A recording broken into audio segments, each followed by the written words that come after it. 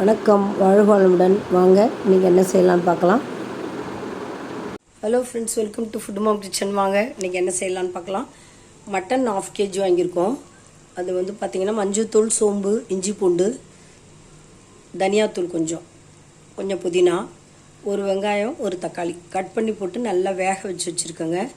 இதில் பலாக்கொட்டையும் கொஞ்சம் போட்டிருக்கேன். பலாக்கொட்டை போட்டு வச்சா ரொம்ப நல்லாயிருக்கும், டேஸ்டியாக இருக்கும். இதெல்லாம் வெந்துருச்சு. இப்போ குழம்பு தாளிச்சிடலாம். நம்ம ஒரு பேன் வச்சுட்டோம். அதில் ஒரு பட்டை, ஒரு அன்னாசிப்பூ, ஒரு பிரிஞ்சி இலை, கல்பாசி, சோம்பு 1/2 ஸ்பூன் போட்டிருக்கேன். இது நல்லா பொரியட்டும். பொரிஞ்ச உடனே நம்ம ஒரு டம்ளர் தண்ணி ஊற்றி இதில் காரம் கொஞ்சம் போட்டு கொதிக்க வச்சுட்டு அதில் உப்பு போட்டுட்டு நம்ம அந்த வேக வச்ச மட்டனோட ஆட் பண்ணிக்கலாம். சிம்பிள் தான், சும்மா வறுத்து கறி மாதிரி ஃப்ரை மாதிரி தான். தக்காளி வெங்காயம் அதிலே போட்டேன், நான் நல்லா போடலை. மேலே கருவேப்பிலையோ புதினாவோ தூவி இறக்கிட வேண்டியதான். ரொம்ப எம்மியாக இருக்கும். சாதத்துக்கு பிசைஞ்சு சாப்பிட்லாம். சப்பாத்தி, தோசை, இட்லிக்கெலாம் சாப்பிட்லாம். சைட் டிஷ்ஷாகவும் தொட்டுக்கிட்டு சாப்பிட்லாம்.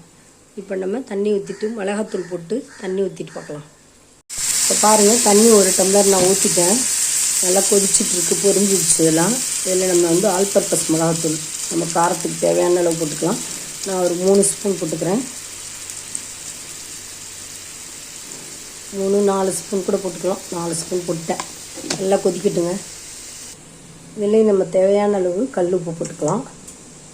உப்பு இப்பயும் கம்மியாக போட்டால் பரவாயில்லைங்க, கூட போட்டால் தான் ஒன்றும் பண்ண முடியாது. அதனால் கம்மியாகவே போட்டுக்கலாம்.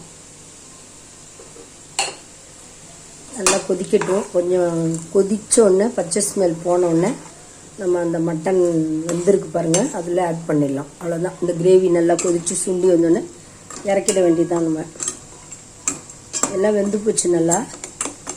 இது வந்து நம்ம அதில் ஜாயின் பண்ணி நல்லா கொதிக்க வச்சு பரட்டி சுண்டி இறக்கிட்டோம்னா வறுத்த கறி மாதிரி செமி கிரேவி டைப்பில் கிடச்சிடும் நமக்கு. இப்போ இதை எடுத்து நான் அந்த பேனில் ஜாயின் பண்ண போகிறேன். இப்போ பார்த்தீங்கன்னா நம்முடைய கறி வந்து நல்லா வெந்துருச்சு. இதோட பலாக்கொட்டையும் கொஞ்சம் போட்டு வச்சுருக்கேன். மட்டன் பலாக்கொட்டை செமி கிரேவி காரம்லாம் போட்டாச்சு. நல்லா கொதித்து கொஞ்சம் சுண்டி வந்தோடனே இறக்கிட வேண்டியதுதான். சூப்பராக எம்மியாக ரெடி ஆகிடும். காரம் அதிகமாக இருந்ததுன்னா கொஞ்சம் லெமன் புழிஞ்சு விட்டுக்கலாம். அவ்வளோதான்.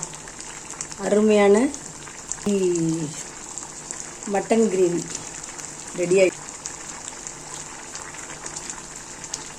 உப்பு எல்லாம் காரம் எல்லாம் கரெக்டாக இருக்குது.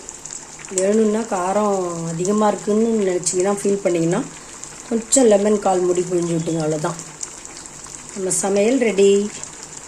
இன்றைக்கி டுடே சமையல் பார்த்திங்கன்னா மட்டன் செமி கிரேவி பலாக்கொட்டையோடு சேர்ந்து ரொம்ப எம்மியாக இருக்கும். காரசாரமாக சாதத்தில் பிசைஞ்சு சாப்பிடவும் நல்லாயிருக்கும். டிஃபனுக்கு தொட்டு சாப்பிடவும் நல்லாயிருக்கும். இது கருவேப்பிலை துவையல் ரொம்ப சூப்பராக இருக்கும். செஞ்சு பாருங்கள், உடம்புக்கு ரொம்ப ஹெல்த்து. பிடிச்சிருந்ததுன்னா லைக் பண்ணுங்கள், கமெண்ட் பண்ணுங்கள், ஷேர் பண்ணுங்கள். தேங்க்ஸ் ஃபார் வாட்சிங்.